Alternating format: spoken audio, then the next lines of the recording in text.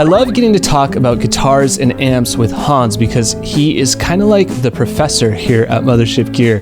He has this insane collection of rare vintage guitars, including some boutique amps like the one we're going to be talking about today. Spencer and Hanz sat down to talk about the Divided by 13 EDT 1329. We chose this amp specifically because we have an interview coming up with the founder of Divided by 13 named Fred, and so I wanted to get a little bit more background behind one of the amps, and since Hanz had one and was willing to come over and run us through the sounds, the feel of it, how it works, I thought this would be a great episode to put before our interview with the founder of Divided by 13. If you like boutique and vintage amplifiers, then you've come to the right place. To check out more episodes of Mothership Gear, don't forget to subscribe to Ildefonso Inc. Enjoy the episode.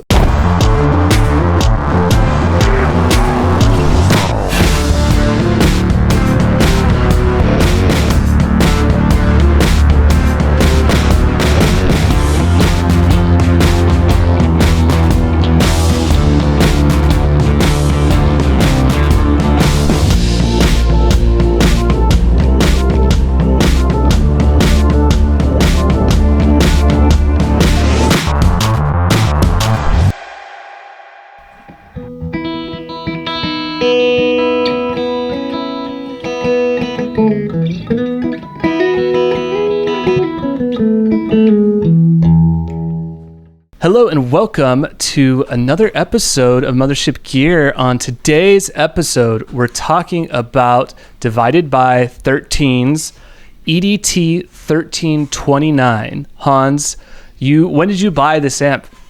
Probably like late, in between 2005 and 2010. I don't know the exact date. Somewhere around there, though. So you've had it now for about 15 years? Probably more, closer to 20, I would guess. It looks almost brand new. Yeah, I mean, it's spent a lot of time either in one position, you're not moving, and a lot of time at my studio. So it hasn't traveled a lot.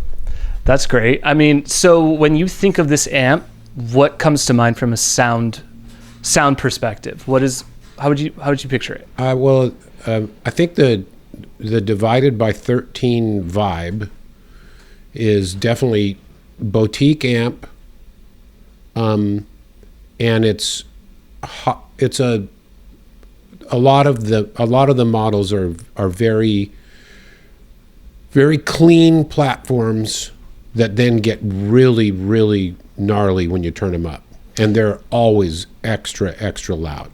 So I'm learning a lot about amps through this show, and one word that you use often is the word pedal platform. Yeah, this is a great pedal platform. Now, when I looked in the back of this amp, I saw a lot of tubes. Mm-hmm. What is the thinking and strategy in creating a tube pedal platform? This amp has KT66 tubes on them, and it has two different ways that you can run the amp. You can run it in Class A or a AB, and we can talk about that more. And I'm sure not that I'm positive that there are people that know way more about what that means than me. But a Class A amp, especially KT66 tubes, are used in very high fidelity gear, like hi-fi play record systems, not recording amps, but it's like, here's my record player and here's my amp, right, for playing back. So the idea behind that is that it's faithfully reproducing what you sent to it in a very, you're getting everything. You're getting 60 hertz all the way up to 10K and beyond. Well, as much as that can. But so the pedal platform is exactly that. It's like, this is a hi-fi version, a faithful replication of what the pedal is doing. So the cool thing about that is with an amp especially an amp that can get loud, but not necessarily then color too much, because this amp can get very loud before it starts breaking up. And So the great thing about that is that then you have, I mean, people spend thousands and thousands of dollars putting a pedal board together. You don't want that then to be totally colored by the amp. But I mean, you want the two things to work together like a great meal. It's like the spices, one spice helps another spice. Think Ratatouille, or maybe not think Ratatouille. But the idea is that this amp is going to faithfully reproduce those thousands of dollars of effects exactly as the sounds if it was just the effect like right into a mixing board. Okay, so then as far as, because I know often you'll mention, a solid state amp makes for a great pedal platform because, when I think of tubes, I think of like you want the tube to break up. Yeah. So then this is a tube that by design is meant not to break up. So then what does it, if you think of like tube amplifier, hi-fi, is the tube providing that frequency spectrum? What is the tube doing? Like for someone who knows nothing about tubes, what is the tube doing to create that hi-fi sound that a solid state wouldn't be able to do? Well, I think that no matter what, there's going to be color, a little bit of color, because there's going to be let me say this. That's a great question, by the way. I think that what's happening is it all depends on how that tube is placed in the power, how that power tube is placed, and how the stuff feeds into it. So there's preamp tubes that are feeding it as well, and all of that comes together to create a particular sound. Which Divided by 13 Fred from Divided by 13, who's created a bunch of really classic amplifiers. He's just really great at it. There's a reason why people want to buy a black-faced Fender, because that black-faced Fender from an early 60s black-faced Fender, even at 8, is not breaking up very much. So that means anything you put in front of it is going to sound exactly like you want it. It's going to sound similar as it would at 3. So that's the benefit of an amp that does that same thing. Solid state is going to be the same deal. I mean, once you put a speaker in the thing, well, then the speaker is going to start doing what speakers do as they get louder and louder and louder. So that's, that adds, that there's everything is a part of the equation, but the benefit of an amp that doesn't break up is it gives you the ability to let your pedals do all the talking. And so as far as the tubes go, how many tubes are behind the Divided by 13? Well, this is a total guess because I've never counted them, but I know that there's 2 power amp tubes. There's 2 KT66 tubes, and then there's normally going to be for every one of there's going to be a preamp. There's a tube associated with the bass control, the treble control, and then I think there's probably even a tube that's associated with the input of the reverb channel. And then as far as the speaker goes, what kind of speaker is inside of this model? Oh gosh, I saw Celestion back there. I think that's probably what it is. That's what I've never changed it out. So this is the original Celestion that was put in. So when you bought this, is that something you would have been aware of when you were choosing this model, is that it comes with the Celestion? Well, no. So the genesis for me buying the amp is I knew I wanted to buy a Divided by 13. I'd been thinking about it for a couple of years, actually. And then I had a friend who's like, I respect his opinion in regards to audio things. And his name is Shay Taylor. He's now the front of house mixer for, oh my gosh, I'm going to get the guy's name wrong. He's a very, very popular country artist. But Shay is he's a brilliant person when it comes to audio and understanding audio. And I said, hey, if you were going to buy a Divided by 13 amp, which one would you get? And he said, well, I'd get the EDT 1329. So that, of course, helped me. And I asked him why, and he said, well, because it's going to be great with pedals in front of it. Then he ended up buying a Divided by 13 like about a half year later, and he didn't get the same model. I was like, Shay, why did you do that? That is so relatable of like the guy who knows all about gear is always got their mind on the next thing. Yeah, true. So the news is always a couple months old by the time you get what they recommend. Yeah. Or, there's the revelation of, oh, but then I realized this. And so I went for the other one, and we're at the mercy. I remember when he showed up with the other amp, I was like, bro. Well, I mean, so, we've been talking about a lot. So, by the way, so we were discussing how to set the amp up for recording it for this episode. And just for our listeners' benefit, this is the amp. You can't really get it in you're not going to know the loudness in the room, but let's just tell you, it's really loud in the room right now.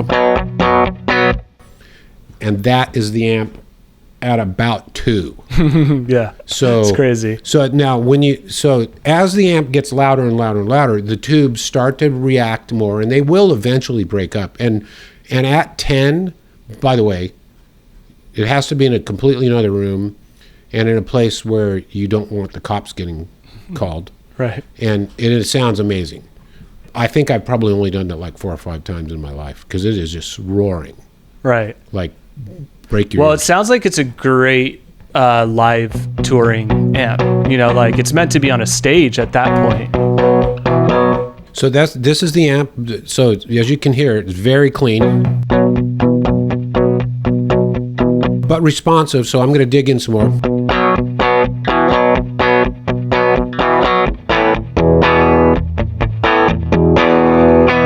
And that's with both the treble and the bass at about 10. So, not a lot going on there. And this is in the AB, the class AB section. So this is, okay, disclaimer, I am not like an aficionado when it comes to this stuff. This is kind of like my, I don't know a lot understanding of it. But in the class A mode, both tubes are working at the same time, and they're not very efficient. And so because they're not super efficient in that setting, the Class A setting, then that means the amp will start to break up a little earlier. I could have that wrong, so the listeners please tell me that. And then in the AB mode, they're both working like one. It's like a push-pull thing, in the same way that when a speaker is going out, right, and back and forth, it's the same vibe. One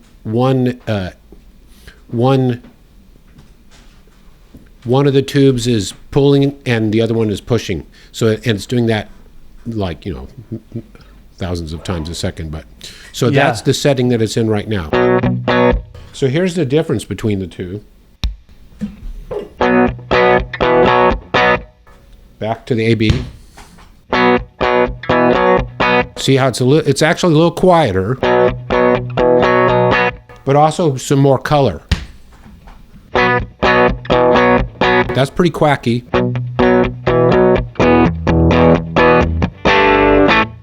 Back to AB.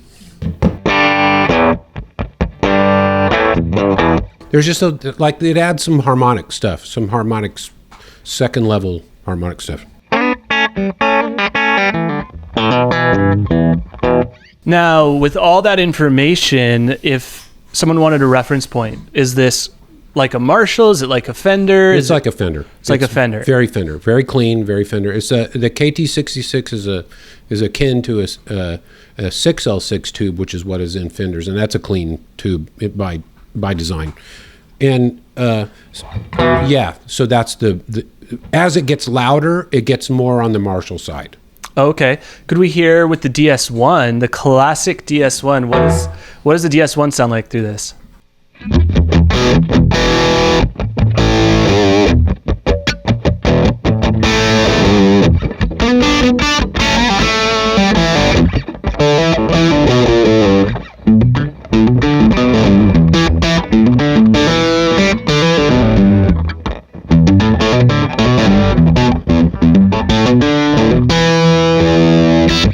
Can we hear the DS1 with like pretty transparent, maybe just a little bit of dirt, just to hear how the amp receives that? Because I think DS1 is great because everyone kind of knows what a DS1 sounds like. That's at the distortion at like nominal. Wow. And then that's the welcome to the DS1. This. That's at the tone. That's Kind of with tone woofier. all the way.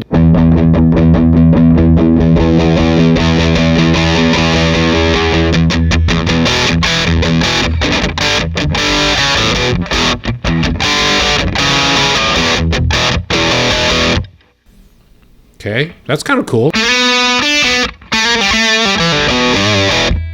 Yeah. It seems like the adding the more distortion is weird how it works.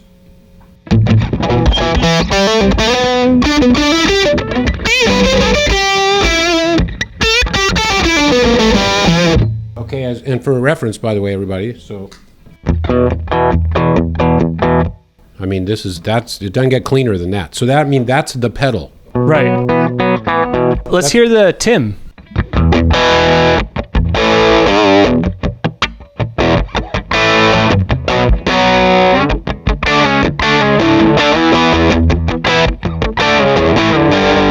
The great thing about that, so the Tim is intended to be a pedal that is like, oh, that's the amp on the edge of breakup.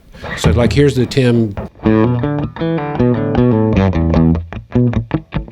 Here's the amp without it.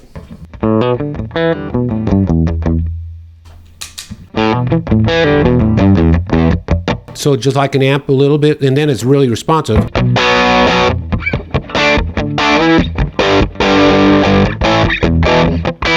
That's really cool. So now that's on the AB mode. So here's on the what is in principle supposed to be a little more just pedal platform only. So this is the A mode. Back to the other way.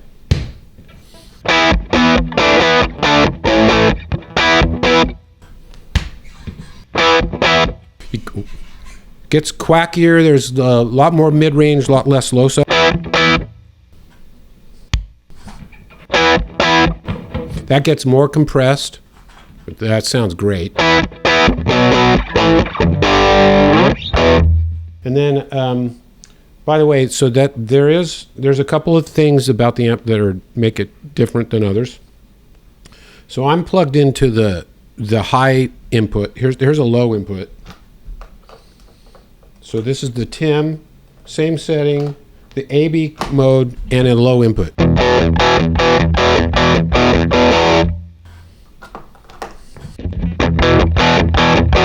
I mean, that's a sizable difference. So you're wanting to play in a club and the sound guy comes up and he says, "You're way too loud." And you're like, "You're wrong." Oh, no. You're just like, "Oh, yes, please and thank you." That's how all guitar players respond that way. We're always like, "Of course, we'll turn it down." So there's that. So I'm going to put back into the low input. And then there's a boost. If you pull the volume knob, now there's a boost.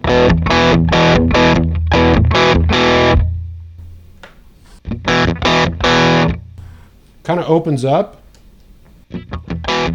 Well, I just turned it down. There you go. There's the clip. Me responding. So this is off. I'm going to put it back in this is the high input.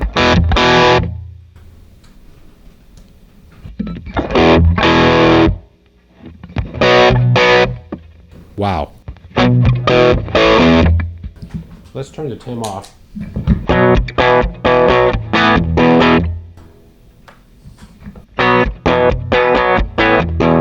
And there is a button, we won't mess with it now, but there's a dampening feature. So basically, I think it goes to half power. And when it's in the AB mode, that's the 29. So it's EDT 1329.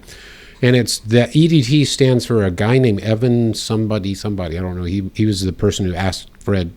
Apparently, he's got a relationship with Fred where, hey, can you make an amp like this for me? And he did. So how about that? So we need the HI. Yeah, that's going to happen really soon. We keep on getting more viewers. Like, subscribe, hit the button, and all the things you're supposed to do, right? Yeah, then we could hear the HI something. The JHI. JHI. Yeah, so there's a dampening feature. So this is the 29 watts, and I think the reason what happens when you go to 29 watts is the amp. That's why it compresses, because it's more efficient. I'm assuming that's why. People can explain that to us in the comments. And then it also has a reverb.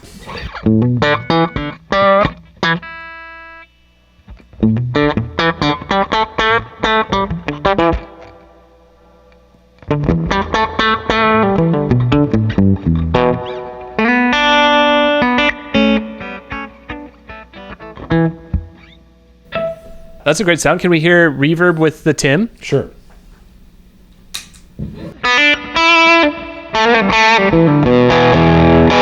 That's in the A mode.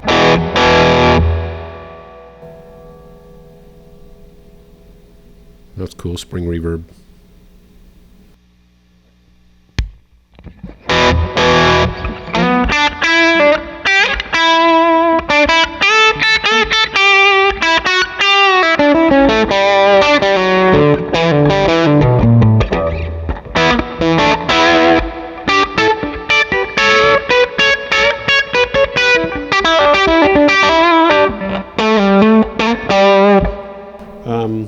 Now let's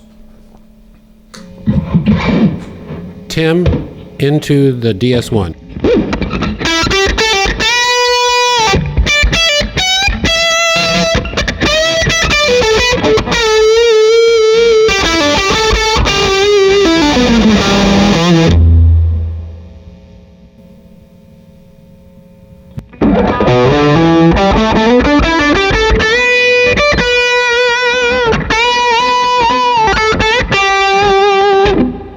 I think that right there is a pretty good sonic example of it being a faithful reproducer of what you just sent into it.